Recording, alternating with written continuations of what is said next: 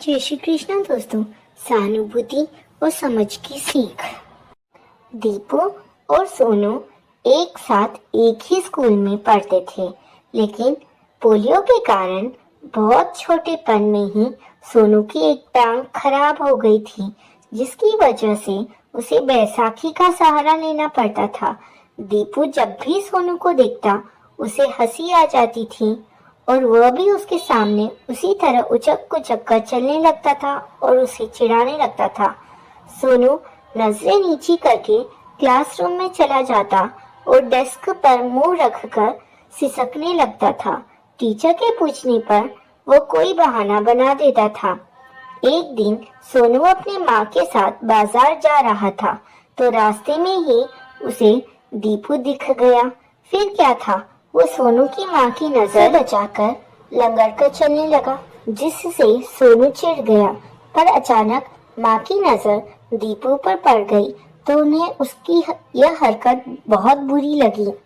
उन्होंने दीपू को अपने पास बुलाया और प्यार से समझाते हुए कहा, दीपू बेटा, लंगड़ा तो कोई भी हो सकता है। ये सोनू का दुर्भाग्य है कि उसे बैसाखी का सहारा लेना पड़ता है। तुम्हें तो उसकी मदद करनी चाहिए और यह प्रयास करना चाहिए कि उसमें हीन भावना न आए। उल्टे तुम ही उसे चिढ़ाते हो।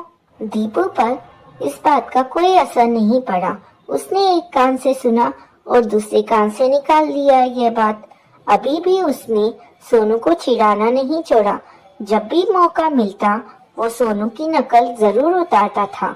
इसी बीच एक दिन स्कूल के बच्चों के साथ पिकनिक का कार्यक्रम बना। सोनू भी अन्य बच्चों के साथ पिकनिक गया। यह एक बड़ा ही सुरम्य स्थल था, जहां ऊपर से बहता झरना और चारों ओर स्थित पहाड़ियां हरियाली मन को मोह लेती थी। बच्चों ने वहां पहुंचते ही धमाल चौकड़ी मचाई। सोनू एक कोने में बैठे सबको हंसता खेलता देख रहा था। इसी बीच दीपू की शैतानी सूझी और वो सोनू के सामने आकर ऊपर की पहाड़ी से नीचे कूदने लगा। सोनू ने उसे मना भी किया कि वह इतनी ऊंचाई से ना कूदे, पर भला दीपू कहाँ मानने वाला था। सोनू को चिढ़ाकर बोला, अरे तुम कूद नहीं सकते तो मुझे क्यों मना कर रहे हो? तुम्हें तो भगवान ने सही टांग नहीं दी है, भला तुम मेरी तरह कैसे दौड़ भाग सकते हो? यह कहकर दीपू ने ऊपरी पहाड़ी से छलांग लगाई, पर तभी उसका पैर फिसल गया। दीपू दर्द से कराह रहा था। उसके पैर में भयंकर दर्द हो रहा था और वो काफी सूज गया था। दीपू को तुरंत के पास स्थित अस्पताल ले जाया गया, जहां एक्सरे के बाद पता लगा कि उसके पैर की हड्डी टूट गई है। अब दीपू के पैर पर भी प्लास्टर चढ़ गया। अब वो चल फिर भी नहीं सकता था। सारे समय बिस्तर पर पड़ा रहता था। लेटे लेटे उसके सामने लंगड़ा कर चलने सोनू का चेहरा घूमने लगता। उसे लगता कहीं वह भी सोनू की तरह लंगड़ा ना हो जाए। तरह तरह के डरावने ख्याल उसके मन में आते। बिस्तर पर पड़े पड़े वो बोर हो जाता था। एक दिन सोनू दीपू के घर पहुंचा उससे मिलने। वह उसके लिए ढेर सारे कॉमिक्स और पत्रिकाएं लाया था। दीपू की आंखों में आंसू आ गए, क्योंकि बीमारी में उसका कोई दोस्त उसके घर नहीं आया था। लेकिन सोनू, जिसे वो खूब चिढ़ाता था, घंटों बैठकर उससे बातें करता, कहानी सुनाता और कहता कि देखते ही देखते 1 महीना बीत जाएगा और उसका प्लास्टर भी निकल जाएगा। वह फिर पहले की तरह दौड़ने भागने लगेगा। आखिर 1 महीना भी बीत गया और दीपू का प्लास्टर भी कट गया, पर अभी उसके पैरों में कमजोरी थी, इसलिए वह धीरे धीरे लंगड़ कर चलता था। स्कूल में सब बच्चे उसे चिढ़ाने लगे। सोनी की तरह दीपू भी लंगड़ा हो गया। यह सुनकर दीपू तिल मिला उठा। अब उसे इस बात का एहसास हो गया कि सोनू को जब वो चिढ़ाता था तो उसे कितना कष्ट होता होगा। उसी क्षण दीपू ने तय किया कि अब वो कभी भी सोनू को या उस जैसे किसी भी लड़के को नहीं चिढ़ाएगा। बच्चों, इस कहानी से हमें यह सीख मिलती है कि हमें दूसरों की कठिनाइयों को समझना चाहिए और उनकी मदद करनी चाहिए, बजाय उनकी स्थिति का मजाक उड़ाने के। सहानुभूति और मदद से ही हम सच्चे दोस्त बन सकते हैं और जीवन में बेहतर इंसान बन सकते हैं। जय श्री कृष्णा। राधे राधे। जय श्री कृष्णा दोस्तों। चीकू बंदर और गुलाब का फूल। सुंदरवन में बहुत हरियाली थी। वहाँ चीकू बंदर अपने माँ बाप के साथ रहता था। इकलौता संतान होने के कारण वो बहुत लाड प्यार में पला था, जिसका परिणाम यह हुआ कि वो नकचड़ा और शरारती हो गया। चीकू बंदर सबके घरों में शरारत करते फिरता था। लोग उसके घर शिकायतें लेकर पहुंचते थे। उसके माँ बाप उसकी इस हरकतों से तंग आ चुके थे। दूसरे जानवरों की शिकायत सुनकर वे उसे समझाते, लेकिन चीकू बंदर पर कोई प्रभाव नहीं पड़ता था। सुंदरवन में भोलू नाम के एक भालू का एक बहुत ही सुंदर बगीचा था। वहाँ तरह तरह के फूल लगे थे।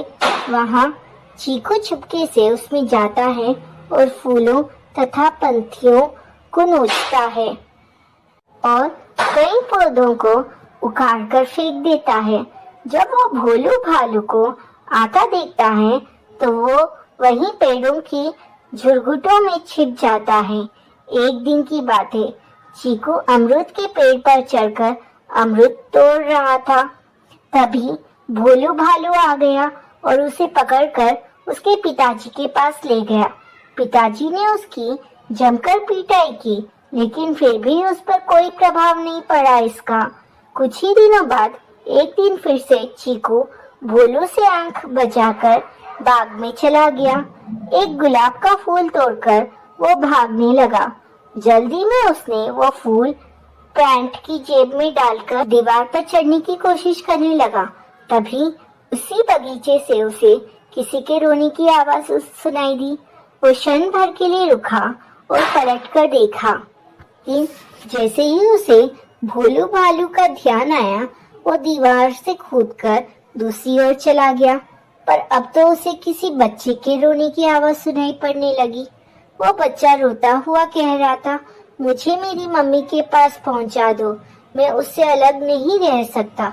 अब चीकू को समझ में आ गया था कि रोने की आवाज गुलाब के फूल की थी, जिसे वह बाग से तोड़ लाया था। चीकू ने पूछा, तुम क्यों रो रहे हो? तुम्हारा तो काम ही है लोगों के घरों की शोभा बढ़ाना। तुम्हें मैं नहीं तोड़ता तो कोई और तोड़ ले जाता और अपने गुलदस्ते में लगा देता। तब गुलाब के फूल ने कहा, यह सच है कि हमें तोड़ लिया जाता है, लेकिन अभी तो मैं बच्चा हूँ। जब तक मैं छोटा हूँ मुझे कोई नहीं तोड़ता, क्योंकि इस समय मुझे अपनी माँ का प्यार, उसकी ममता चाहिए। यदि इस उम्र में तुम्हें तुम्हारे माँ बाप से अलग कर दिया जाए तो क्या तुम अकेले रह पाओगे? चीकू को गुलाब के फूल की बात समझ में आ गई। उसे अपनी भूल का एहसास हुआ। उसने गुलाब के फूल से कहा, मुझे माफ करो भाई, मुझे नहीं मालूम था कि तुम लोगों में भी जान होती है, तुम भी हमारी तरह कोमल होते हो। चीकू उस फूल को गुलाब के पौधे के पास ले गया। उसे देखकर गुलाब के पौधे खुश हो गए। बोले, कभी किसी को तकलीफ नहीं पहुंचानी चाहिए हमें। हमारे जीवन का उद्देश्य है दूसरे को सुख पहुंचाना। हम अपनी सुगंध से पूरे संसार को सुगंधित करते हैं। तुम्हें भी अपने कार्य से दूसरों को सुख पहुंचाना चाहिए। चीकू को अपनी भूल का एहसास हो गया।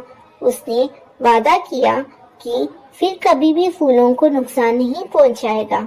दोस्तों, इस कहानी से हमें यह सीख मिलती है कि किसी भी जीव को नुकसान पहुंचाना गलत बात है।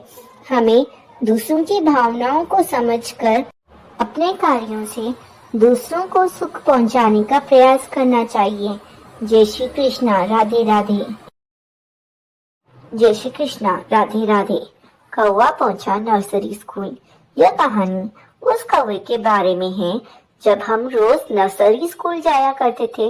रोज इंटरवल के वक्त बच्चे मैदान में कुछ भोजन के टुकड़े गिरा देते थे और कौवाओं को खाने के लिए मैदान में आता था। उस समय मैडम द्वारा सुनाई गई कहानियां सुनने का मौका भी मिल जाता था। एक दिन कौवे को रोटी का एक टुकड़ा मिला, जिसे उठाकर वो पेड़ पर जा बैठा। तभी वहां एक बिल्ली आई। उसने कौवे की चोंच में रोटी का टुकड़ा देखा तो उसे वो रोटी का टुकड़ा छीनने का प्लान बनाया। वो कौवे से बोली, अरे वाह, तुम तो बड़े सुंदर कौवे हो। मैंने सुना है कि तुम बहुत बढ़िया गाना गाते हो। एक गाना मेरे लिए भी गाओ ना कौवा भैया। यह बात सुनकर कौवे ने रोटी का टुकड़ा अपने पंजों के नीचे दबाया और गाना गाने लगा, काऊ काऊ काऊ काऊ। बेचारी बिल्ली बड़ी निराश हुई।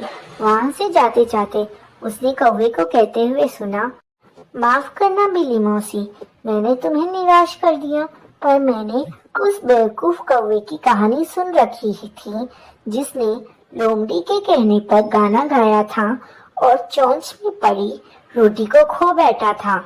हमारा कौवा नर्सरी स्कूल में जाकर कहानियां सुनकर बहुत होशियार हो गया था। एक दिन गर्मी की दोपहर में कौवे को प्यास लगी। वो इधर उधर पानी की तलाश में भटक रहा था। अचानक उसे एक गहरे बर्तन में कुछ पानी दिखाई दिया। पानी बहुत कम था। कौवे के लिए पानी पीना नामुमकिन था क्योंकि उसकी चोंच पानी तक नहीं पहुंच रही थी। वह वहीं पास ही स्थित एक घर के दरवाजे पर गया और उसे अपनी चोंच से दरवाजा खटखटाया। वो दरवाजा एक छोटे से बच्चे ने खोला और वह देखकर हैरान रह गया कि कौवा दरवाजा खटखटा रहा था। उस बच्चे को नर्सरी स्कूल में सुनी प्यासे कौवे की कहानी याद आ गई। वह भीतर जाकर एक कटोरी में पानी भरकर लाया और कौवे के सामने रख दी। कौवे ने जी भरकर पानी पिया और फिर वहां से उड़ गया। बच्चों, इस कहानी से हमें यह सीख मिलती है कि हमें स्कूल से छुट्टी नहीं करनी चाहिए। हमें रोज स्कूल जाना चाहिए क्योंकि स्कूल जाने से तो कौवा भी होशियार हो गया। जय श्री कृष्णा, राधे राधे। एक बार की बात है, एक जंगल में किसी पेड़ पर कौवे का एक जोड़ा रहा करता था। वो दोनों खुशी खुशी उस पेड़ पर जीवन बसर कर रहे थे। एक दिन उनकी इस खुशी को एक सांप की नजर लग गई। जिस पेड़ पर कौवों का घोंसला था, उसी पेड़ के नीचे बने बिल में सांप रहने लगा था। जब भी कौवों का जोड़ा दाना चुगने के लिए जाता, सांप उनके अंडे को खा जाता था और जब वो वापस आते तो उन्हें घोंसला खाली मिलता था, लेकिन उन्हें पता नहीं चल पा रहा था कि अंडे कौन ले जाता है। इस प्रकार से कई दिन निकल गए।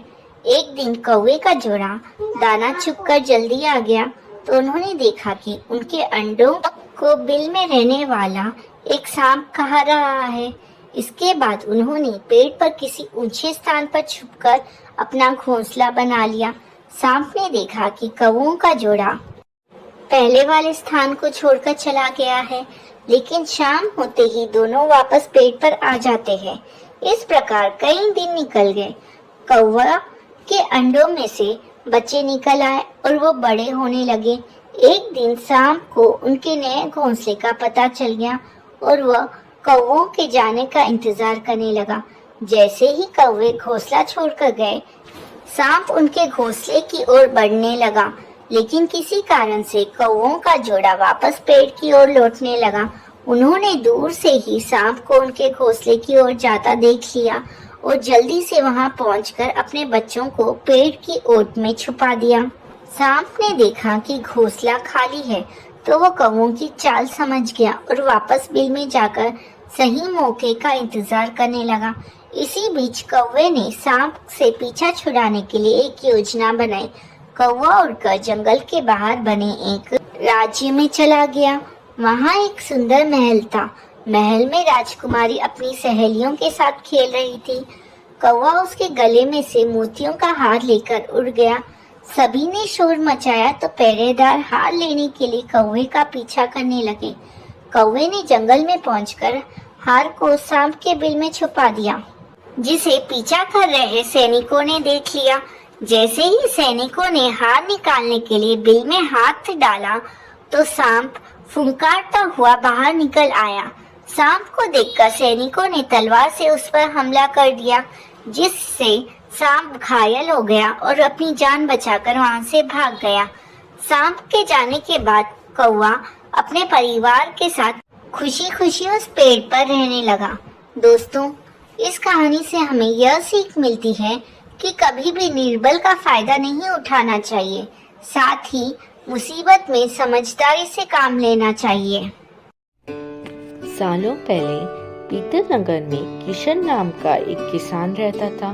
वो गांव के एक जमींदार के खेत पर काम करके किसी तरह अपना घर चला रहा था। पहले किशन के भी खेत थे, लेकिन उसके पिता के बीमार होने के कारण उसे अपने सारे खेत बेचने पड़े। मजदूरी से मिलने वाले पैसों से पिता का इलाज कराना और घर का खर्च चलाना मुश्किल हो रहा था। वो हर दिन यह सोचता कि कैसे घर की स्थिति को बेहतर किया जाए। आज भी इसी सोच के साथ किशन सुबह सुबह जमींदार के खेत पर काम करने के लिए निकला। खुदाई करते समय उसकी कुदाल किसी धातु से टकराई और तेज आवाज आई। किशन के मन में हुआ कि आखिर ऐसा क्या है यहाँ। उसने तुरंत उस हिस्से को खोदा तो वहाँ से एक बड़ा सा पतीला निकला।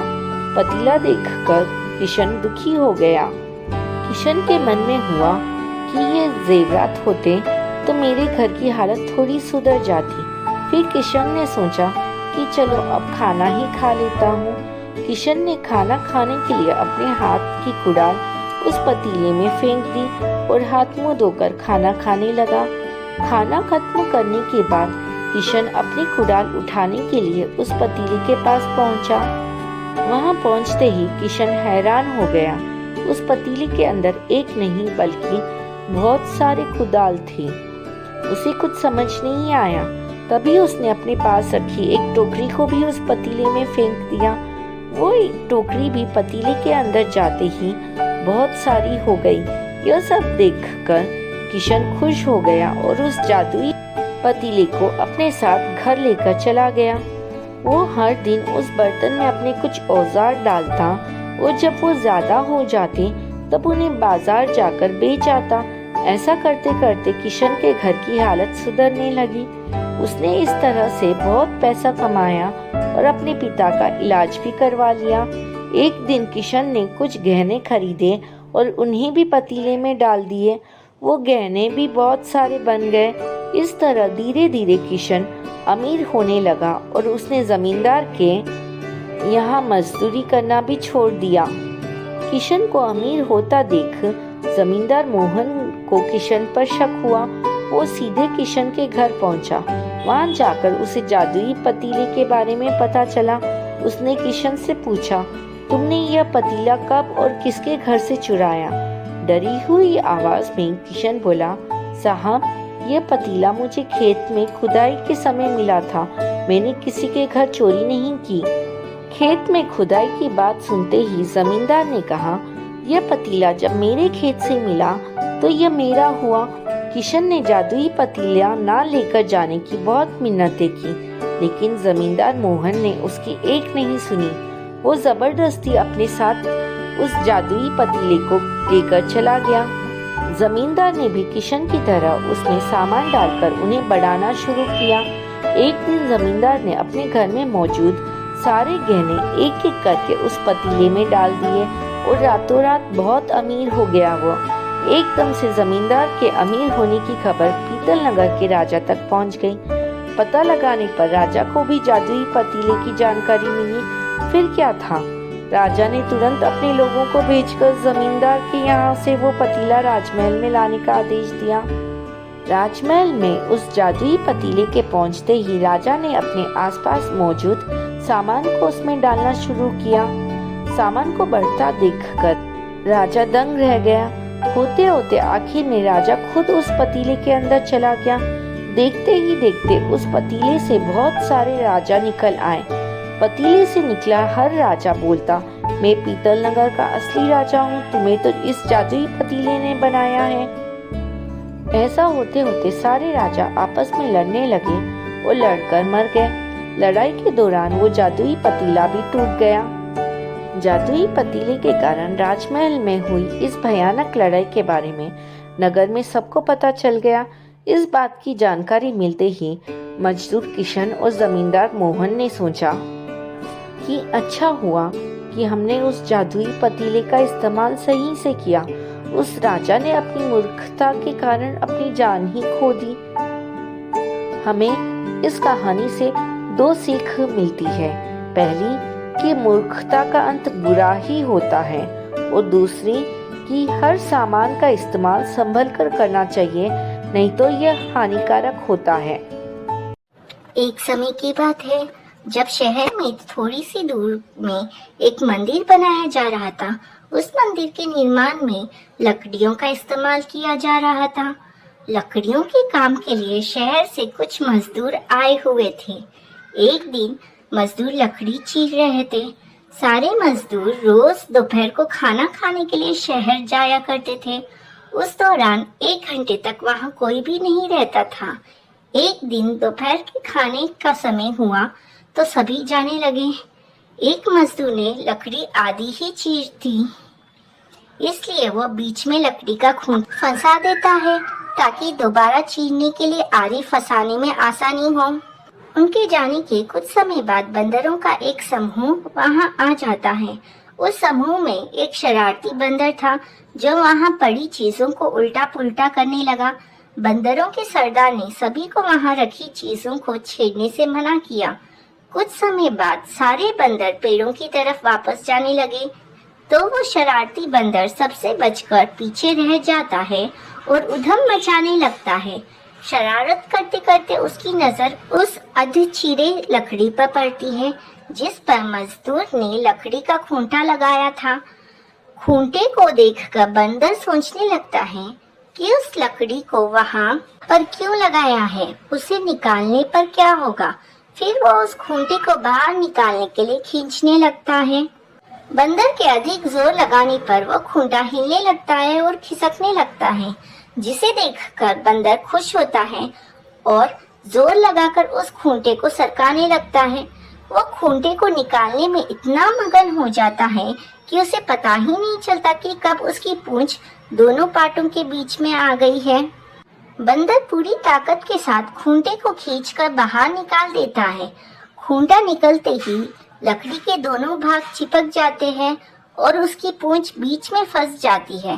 पूंछ के फंसने पर बंदर दर्द के मारे चिल्लाने लगता है और तभी मजदूर भी वहां पहुंच जाते हैं।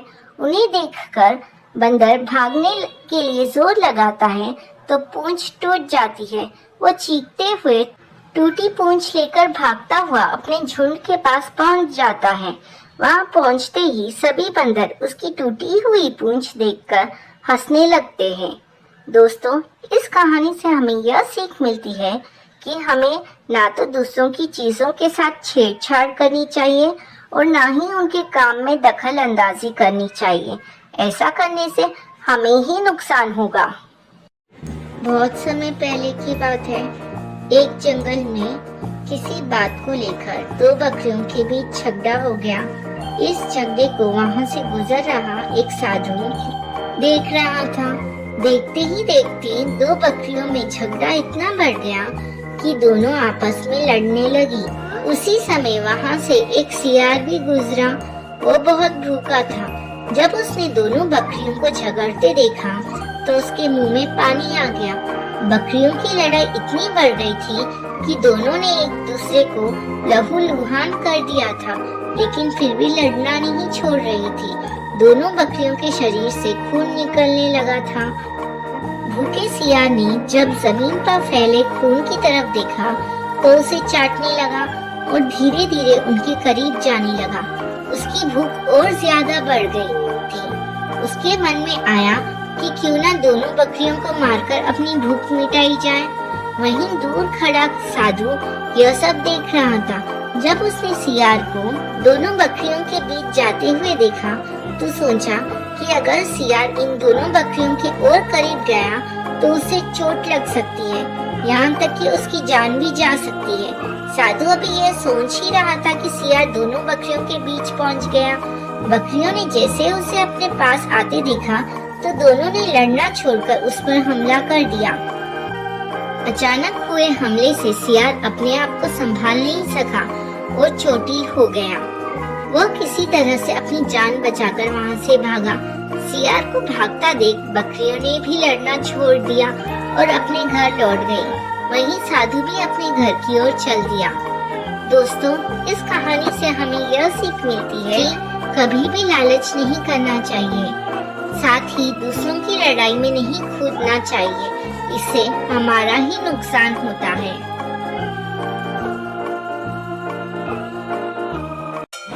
एक बार की बात है, किसी गांव में एक साधु बाबा रहा करते थे।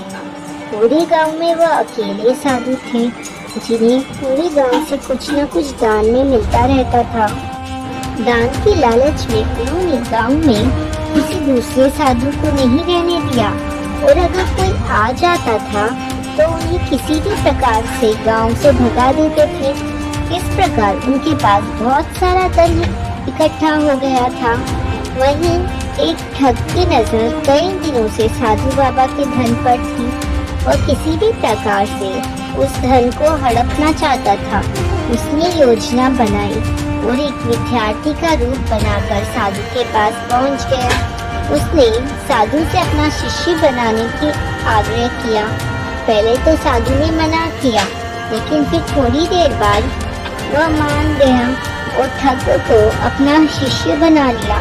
ठग साधु के साथ ही मंदिर में रहने लगा और साधु की सेवा के साथ साथ मंदिर की देखभाल भी करने लगा। ठग की सेवा ने साधु को खुश कर दिया, लेकिन फिर भी वह ठग पर पूरी तरह विश्वास नहीं कर पाया। एक दिन साधु को किसी दूसरे गांव से निमंत्रण आया और वह शिष्य के साथ जाने के लिए तैयार हो गया। साधु ने अपने धन को भी अपनी कोठी में बांध दिया। रास्ते में उन्हें एक नदी मिली। साधु ने सोचा कि क्यों न गांव में प्रवेश करने से पहले नदी में स्नान कर लिया जाए। साधु ने अपने धन को एक कंबल में छुपा कर रख दिया और ठग से उसकी देखभाल करने को बोलकर नदी की ओर चले गए। अब तो ठग की खुशी का ठिकाना ही नहीं रहा।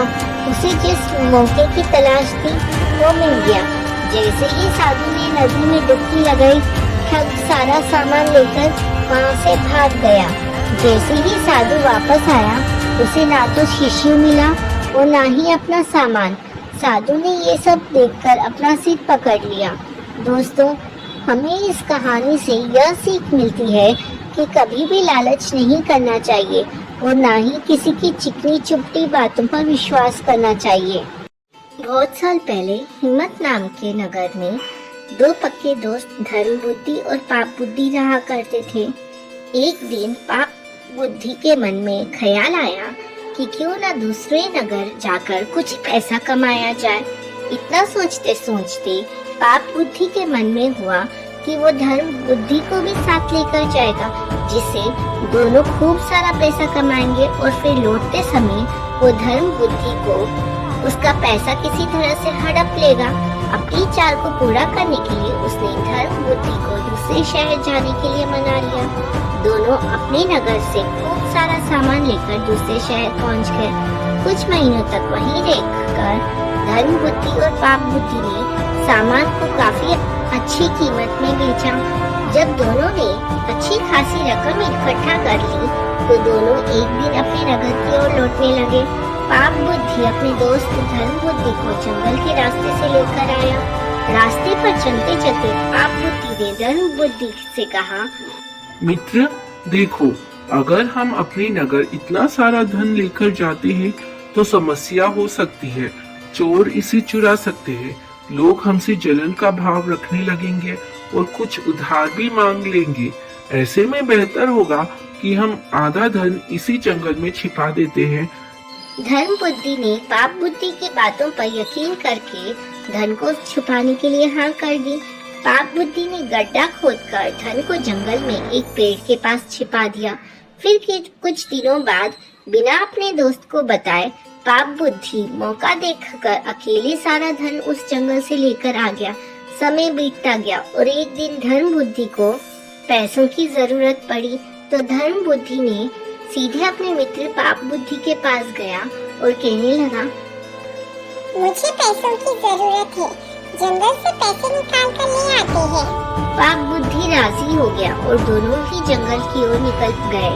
जैसे ही धर्म बुद्धि ने गड्ढा खोदा तो उसने वहाँ पैसे ना देखकर चौंक गया। इतने में ही पाप बुद्धि ने शोर मचाना शुरू किया और धर्म बुद्धि पर चोरी का आरोप लगाया। वो हल्ला होने के बाद पाप बुद्धि न्यायालय पहुंचा। न्यायाधीश ने सारा मामला सुना तो सच्चाई का पता लगाने के लिए अपनी दिव्य शक्ति से परीक्षा लेने का निर्णय लिया। इसके बाद न्यायाधीश ने दोनों को आग में हाथ डालने का आदेश दिया। चतुर पाप बुद्धि ने कहा, अग्नि में हाथ डालने की कोई जरूरत नहीं है, खुद वन देवी मेरी सच्चाई की गवाही देंगे। न्यायाधीश ने उसकी बात मान ली। धूर्त पाप बुद्धि पास के ही एक सूखे पेड़ में छिप गया। जैसे ही न्यायाधीश ने वन देवता से पूछा कि आखिर धन की चोरी किसने की, तो जंगल से आवाज आई, धर्म बुद्धि ने चोरी की है। इतना सुनते ही धर्म बुद्धि ने जिस पेड़ की तरफ से आवाज आई उसी पेड़ को आग के हवाले कर दिया। आग लगते ही पेड़ से चिल्लाते हुए पाप बुद्धि बाहर निकला और झुलसी हालत में सारा सच बयां कर दिया। सच्चाई का पता चलते ही न्यायाधीश ने पाप बुद्धि को फांसी की सजा सुना दी और धर्म बुद्धि को उसके पैसे दिलवा दिए। दोस्तों, इस कहानी से हमें यह सीख मिलती है, दूसरों के लिए बुरा सोचने वाले के साथ बुरा ही होता है। कई सालों पहले की बात है। एक जंगल में एक बरगद का पेड़ था। उस बरगद के पेड़ पर एक बगुला रहा करता था। उसी पेड़ के नीचे एक बिल में एक सांप भी रहता था। वह सांप बड़ा ही दुष्ट था। अपनी भूख मिटाने के लिए वह बगुले के छोटे छोटे बच्चों को खा जाया करता था। इस बात से बेचारा बगुला बहुत परेशान था। एक दिन की बात है, सांप की हरकतों से परेशान होकर बगुला नदी के किनारे जाकर बैठ गया। बैठे बैठे अचानक उसकी आंखों से आंसू आ गए।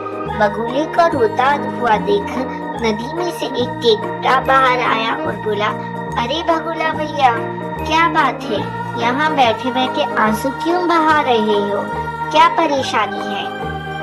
केकड़े की बात सुनकर बगुला बोला, क्या बताऊं केकड़ा भाई, मैं तो उस सांप से परेशान हो गया हूँ। वो बार बार मेरे बच्चों को खा जाता है। घोंसला चाहे जितना भी ऊपर बनाओ, वो ऊपर चढ़ ही जाता है। अब तो उसके कारण दाना पानी लेने के लिए भी घर से कहीं जाना भी मुश्किल हो गया है। तुम ही कोई उपाय बताओ। बगुले की बात सुनकर केकड़े ने सोचा कि बगुला भी तो अपना पेट भरने के लिए उसके परिवार वालों और दोस्तों को खा जाता है। क्यों ना ऐसा कोई उपाय किया जाए कि सांप के साथ साथ बगुला का भी खेल खत्म हो जाए। तभी उसे एक उपाय सूझा। उसने बगुले से कहा, एक काम करो बगुला भैया, तुम्हारे पेट से कुछ ही दूर नेवले का बिल है। तुम सांप के बिल से लेकर नेवले के बिल तक मांस के टुकड़े बिछा दो। नेवला जब मांस खाते हुए सांप के बिल तक आएगा तो वो सांप को भी मार देगा। बगुले को यह उपाय सही लगा और उसने ठीक वैसा ही किया जैसा केकड़े ने कहा, लेकिन इसका परिणाम उसे भी भुगतना पड़ा। मांस के टुकड़े खाते खाते जब नेवला पेड़ के पास आया तो उसने सांप के साथ साथ बगुले को भी अपना शिकार बना लिया। दोस्तों, इस कहानी से हमें यह सीख मिलती है कि किसी भी बात पर आंख बंद करके विश्वास नहीं करना चाहिए। साथ ही उसके परिणाम और दुष्परिणाम के बारे में भी सोच लेना चाहिए।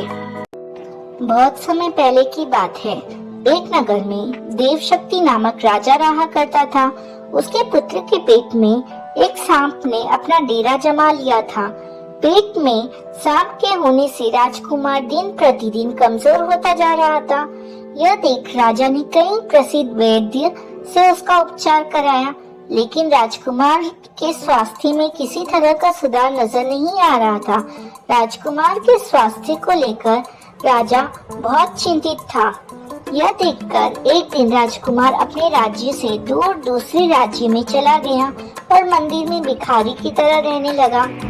राजकुमार जिस राज्य में गया था वहाँ बलि नामक राजा राज करता था। उसकी 2 जवान बेटियां थी। दोनों रोज सुबह अपने पिता का आशीर्वाद लेने जाती थी। एक सुबह दोनों में से एक बेटी ने राजा को प्रणाम करते हुए कहा, महाराज की जय हो, आपकी कृपा से ही संसार में सब सुखी है। वहीं दूसरी बेटी ने कहा, महाराज ईश्वर आपको आपके कर्मों का फल दे। यह सुनकर राजा क्रोधित हो जाता है और मंत्रियों को आदेश देता है, कठोर शब्द बोलने वाली इस लड़की की शादी किसी गरीब लड़के के साथ कर दूं, ताकि ये अपने कर्मों का फल स्वयं चख ले। राजा का आदेश के चलते मंत्री मंदिर के पास बैठे भिखारी से उसकी शादी कर देते हैं। यह भिखारी वही राजकुमार था जिसके पेट में सांप ने डेरा बना रखा था। राजकुमारी उसे ही अपना पति मानकर सेवा करने लगी। कुछ दिन बाद दोनों मंदिर छोड़कर दूसरे देश की यात्रा पर निकल जाते हैं, क्योंकि दोनों मंदिर में रहना सही नहीं समझते। सफर के दौरान रास्ते में राजकुमार थक जाता है और एक पेड़ के नीचे विश्राम करने लगता है। राजकुमारी पास के गांव से भोजन लाने के लिए चली जाती है। जब वो वापस आती है तो सोए हुए पति के मुंह से एक सांप को निकलते देखती है। साथ ही पास में ही एक बिल में से सांप निकलता है। दोनों सांप बात करने लगते हैं, जिसे राजकुमारी छिपकर सुन लेती है। पहला सांप कहता है, तुम राजकुमार के पेट में रहकर इसे तकलीफ क्यों दे रहे हो? साथ ही तुम खुद के जीवन को भी खतरे में डाल रहे हो। अगर किसी ने राजकुमार को जीरा और सरसों का सूप पिला दिया तो तुम्हारी मृत्यु हो जाएगी। फिर राजकुमार के मुंह से निकले सांप कहता है, तुम इस बिल में रखे सोने के घड़ों की रक्षा क्यों करते हो, जो तुम्हारे किसी काम के नहीं है? अगर किसी को इन घड़ों के बारे में पता चल गया तो वो बिल में गर्म पानी या गर्म तेल डालकर तुम्हारी जान ले लेंगे। थोड़ी देर बाद दोनों सांप अपनी अपनी जगह वापस चले जाते हैं, लेकिन राजकुमारी दोनों सांपों के रहस्य को जान चुकी थी। इसलिए राजकुमारी पहले राजकुमार को भोजन के साथ जीरा और सरसों का सूप पिला देती है। इसके कुछ समय बाद राजकुमार ठीक होने लगा। फिर उसके बाद बिल में गर्म पानी और तेल डाल देती है, जिससे दूसरे सांप की भी मृत्यु हो जाती है। इसके बाद बिल में रखे सोने से भरे घड़े को बाहर निकालकर दोनों अपने शहर लौट जाते हैं। राजा देव शक्ति अपने बेटे और उसकी पत्नी का धूमधाम से स्वागत करते हैं। दोस्तों, इस कहानी से हमें यह सीख मिलती है कि अगर कोई किसी का बुरा सोचता है तो उसका भी बुरा होना तय है। सांप ने राजकुमार का बुरा सोचा तो उल्टा उसका ही बुरा हुआ। बहुत समय पहले की बात है। किसी गांव में एक धोबी रहा करता था। उसके पास एक गधा था जिसका नाम मोती था। चूंकि धोबी स्वभाव से बहुत कंजूस था, इसलिए वह अपने गधे को जानबूझकर चारा पानी नहीं देता था और उसे चरने के लिए बाहर भेज दिया करता था। इस कारण गधा बहुत ही कमजोर हो गया था। जब एक दिन धोबी ने उसे घास चरने के लिए छोड़ा तो वह चरते चरते कहीं दूर जंगल में निकल गया। जंगल में उसकी मुलाकात गीदड़ से हुई। गीदड़ ने पूछा, गधे भाई, तुम इतने कमजोर क्यों हो? तो गधे ने जवाब दिया, मुझसे दिन भर काम करवाया जाता है और मुझे कुछ खाने के लिए भी नहीं दिया जाता। यही वजह है कि मुझे इधर उधर भटक भटक कर अपना पेट भरना पड़ता है। इस कारण मैं बहुत कमजोर हो गया हूँ। गधे की यह बात सुनकर गीदड़ कहता है, मैं तुम्हें एक उपाय बताता हूँ जिससे तुम बहुत ही स्वस्थ और शक्तिशाली हो जाओगे। गीदड़ कहता है, यहाँ पास में एक बहुत बड़ा बाग है। उस बाग में हरी भरी सब्जियाँ और फल लगे हुए हैं। मैंने उस बाग में जाने का एक खुफिया रास्ता बना रखा है, जिससे मैं रोज रात को जाकर बाग में हरी भरी सब्जियां और फल खा लेता हूँ। यही वजह है कि मैं एकदम तंदुरुस्त हूँ। गीदड़ की बात सुनते ही गधा उसके साथ हो लेता है। फिर गीदड़ और गधा दोनों ही साथ मिलकर बाग की ओर चल देते हैं। बाग में पहुंचकर गधे की आंखें चमक उठती है।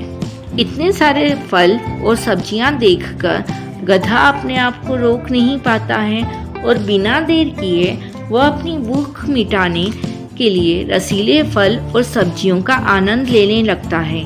गीदड़ और गधा जी भर के खाने के बाद उसी बाग में सो जाते हैं। अगले दिन सूरज निकलने से पहले गीदड़ उठ जाता है और फौरन बाग से निकलने को कहता है।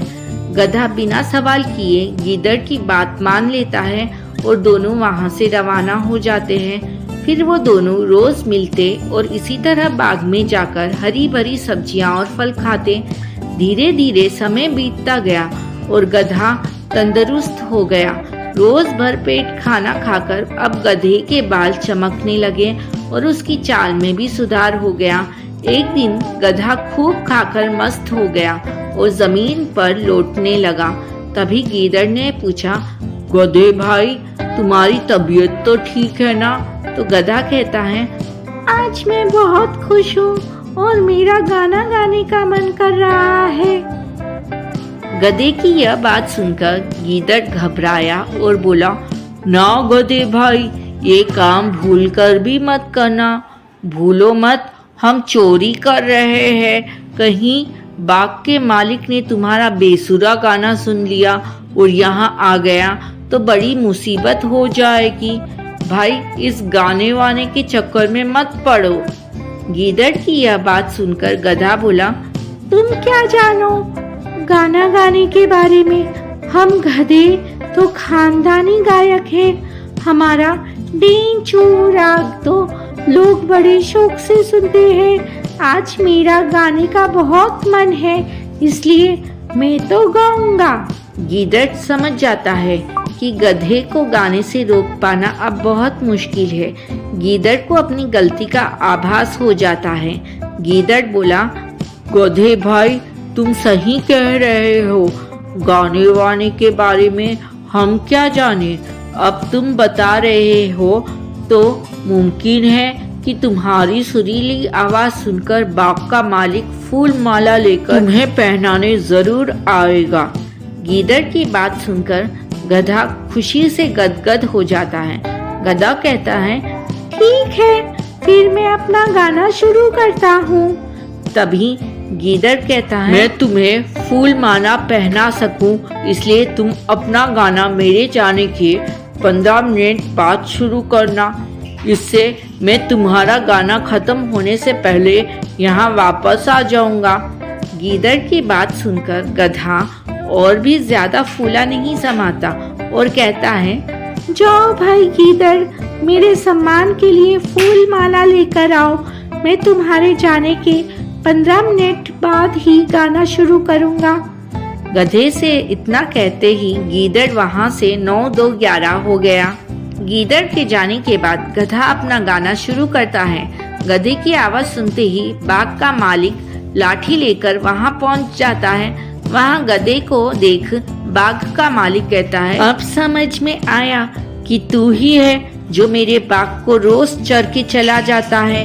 आज मैं तुझे नहीं छोड़ूंगा। इतना कहते ही बाग का मालिक लाठी से गधे की खूब जमकर पिटाई करता है। बाग का मालिक की पिटाई से गधा अधमरा हो जाता है और बेहोश होकर जमीन पर गिर जाता है।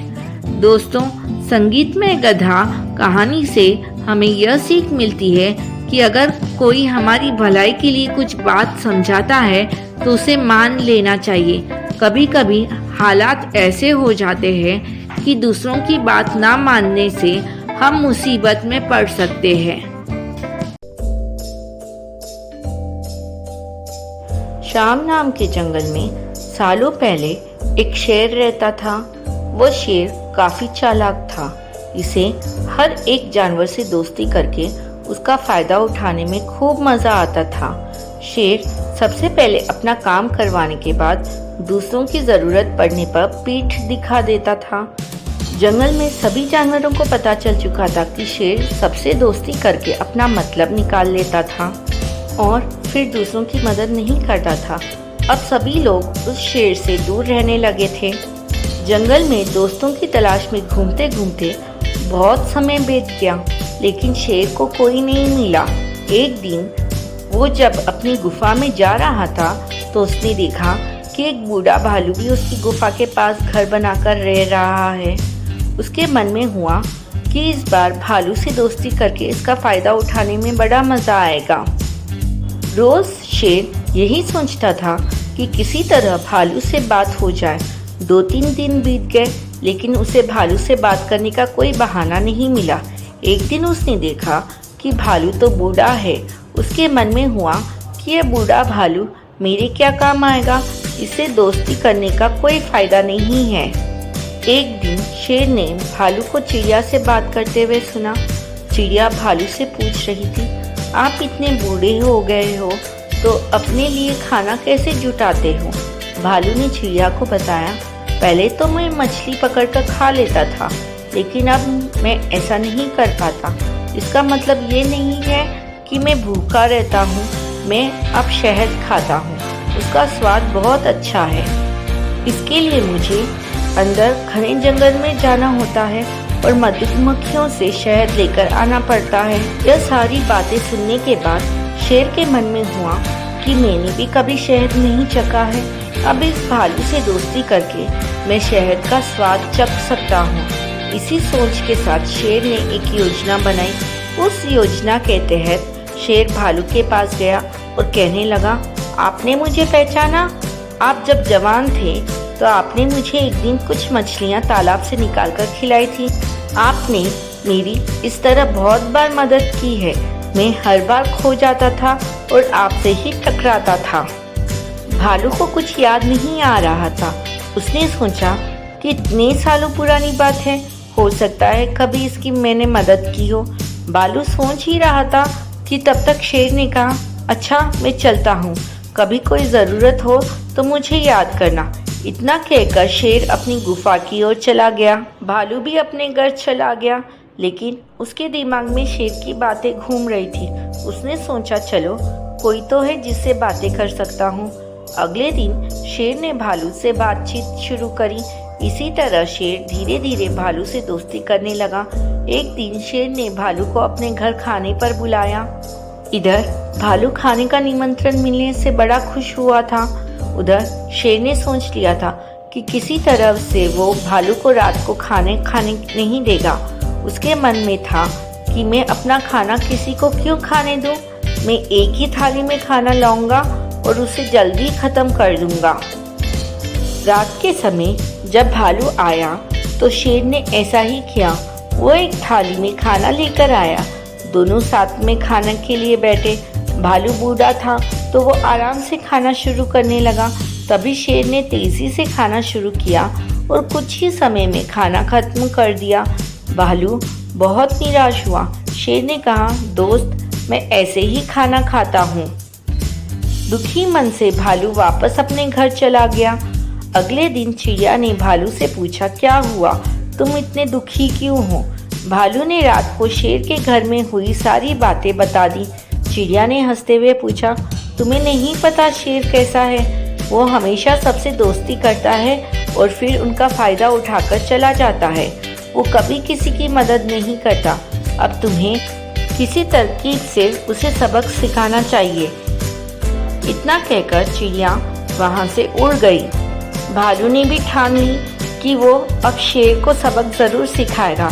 इसी सोच के साथ भालू एक बार फिर शेर की गुफा में गया। उसने बिल्कुल सामान्य तरीके से उससे बात की। उसने शेर को लगने ही नहीं दिया कि उसे रात की बात का बुरा लगा है। दोनों बातें करने लगे। बातों ही बातों में शेर ने भालू से पूछा, दोस्त तुम अपना रोज का खाना कहाँ से लाते हो? भालू ने शेर को शहद के बारे में बता दिया।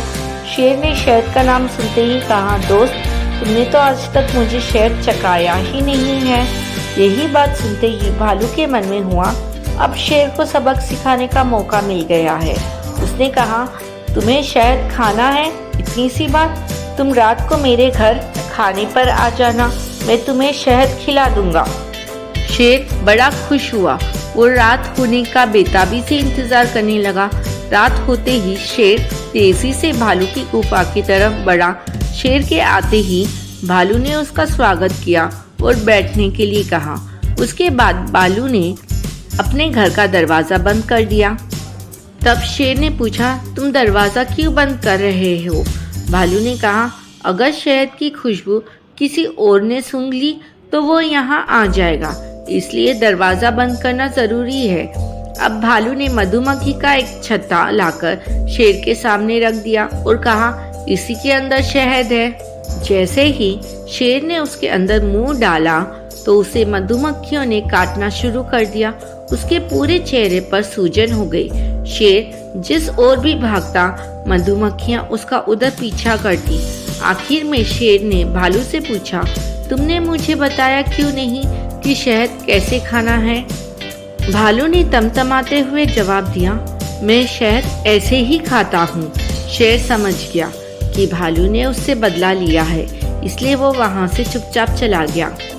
दोस्तों, शेर और भालू की कहानी से हमें यह सीख मिलती है कि अगर किसी से मदद लो तो उसकी मदद जरूर करो।